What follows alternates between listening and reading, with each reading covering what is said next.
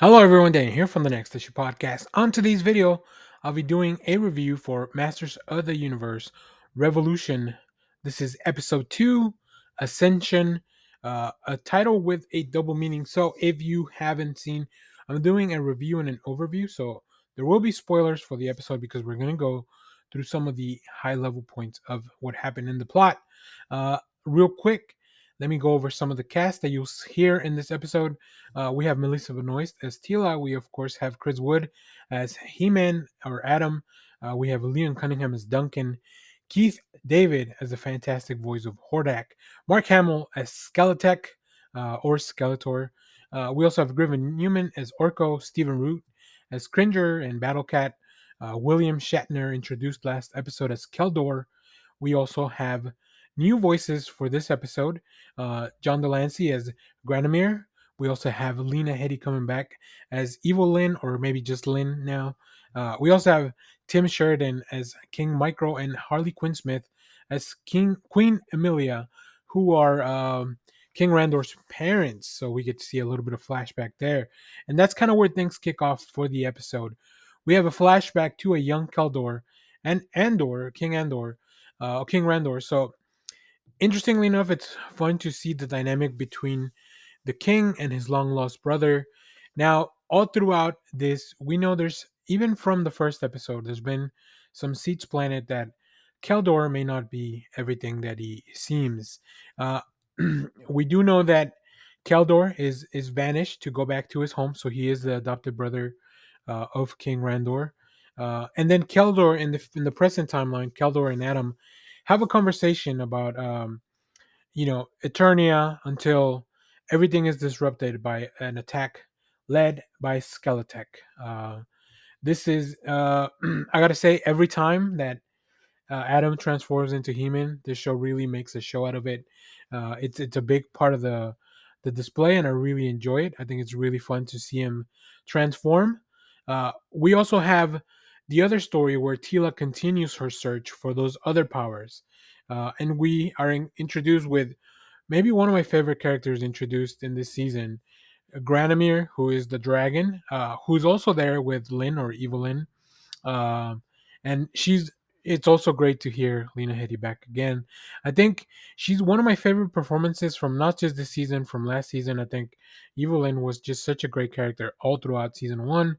So really cool to see her here. So I refer her just as Lynn now because maybe she's not so evil anymore. She's there with Granomir, kind of taking care of him. We can tell there's some sort of relationship between them, which is interesting because, of course, she has a humanoid form and he's a dragon.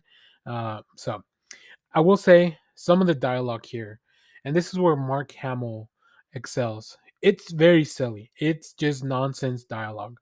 But Mark Hamill delivers it so well that it just feels like it belongs in these silly cartoons. I love that. Um, the Skeletech comes back. He's out there here building mechs or kaiju mechs, like just attacking Eternia with everything he's got, all this new technology that has been given to him by Hordak. He-Man seems to be immune to the touch of this technology, so he's being protected by the power of Grayskull, which I think is very cool. But the people of Eternia are all vulnerable. So we also know that Keldor, for some reason, has high knowledge of technology, which started, like in my notes, I wrote, this seems sus because Keldor, if he's been banished off to this island, like we didn't really know that this island he was banished to was kind of a technological haven. So like, seems it seems kind of weird out of it. Uh, in the meanwhile, He-Man tries to find a cure uh, for this technology virus that's infecting all the people of Eternia, his town, and he's just like the performance there, the animation there is really good because his facial expressions really give like he's very concerned about his people. But his sword may be the only way because it channels the power of Grayskull. So it looks like that may be the only way. So at this moment, Adam gives up the crown and Keldor ascends to being the new king, which is our first ascension that we have here. Um, really, really interesting. Also, There's a smirk that Keldor has. William Shatner's just once again chewing scenery, really doing a lot of really just the voice performances in this show are a lot of fun. I think part of it is listening to voices that are familiar, but also just like really, really good performances that they go in very well. They weave in very seamlessly with the animation. Um, so yeah, there's something up. There's something up with Keldor. I knew like every little hint that they've been giving us, I've been able to kind of, put my finger on it. Which, of course, this is a overall children's cartoon, right? So, like, don't feel too proud that you're figuring things out. Um, Granomir, first of all, refuses to help. Uh, but I gotta say, the design of Granomir is really cool. Like just seeing a dragon. So Tila and Granomir kind of go back and forth, and just Tila, I put on my notes that she's out there on a side quest to get all the Millennium items. We know that she needs the rod from Granomir to also harness that power. But yeah, Tila ends up getting that power. So the ascension is not just for Keldor as a king, but also Tila to kind of raise her power. So we have a double ascension, which makes a lot of sense for this episode. So that was really well done, I think. Those parallel stories really work. And then, as we end the episode, it is revealed that Keldor was actually Skeletech. What the fuck? Like, it's just they've been playing He-Man all along, and he fell for it. Just fell for it right away. So, yeah, we've set up a really interesting story. I think the way this is going to evolve is going to be a lot of fun. Once again, the pacing on this show is just very frenetic. Like just going for it. There's no way to. There's no like. There's no time to stop and admire anything.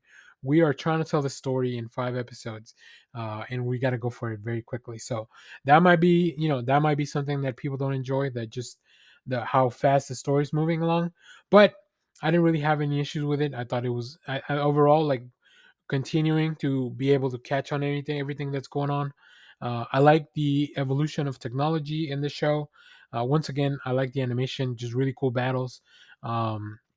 And I like that they are going for this whole twist of like introducing Keldor, who may or may not be a real character. Obviously, you know, King Randor would be the only one that would know all the true facts about behind his banishment. So yeah, really, really cool stuff. Great performances. Another fun episode of Masters of the Universe. So if you have seen this episode, let me know what you thought about it down in the comments. As always, thank you for watching, everyone. Remember to share, like, subscribe, hit the bell so you know when we go live. That is most Saturdays, 10 a.m. Central Standard Time. Stay tuned. We have more comic reviews, trailer reactions, TV recaps, all that fun stuff here in the channel. Thanks for watching, everyone.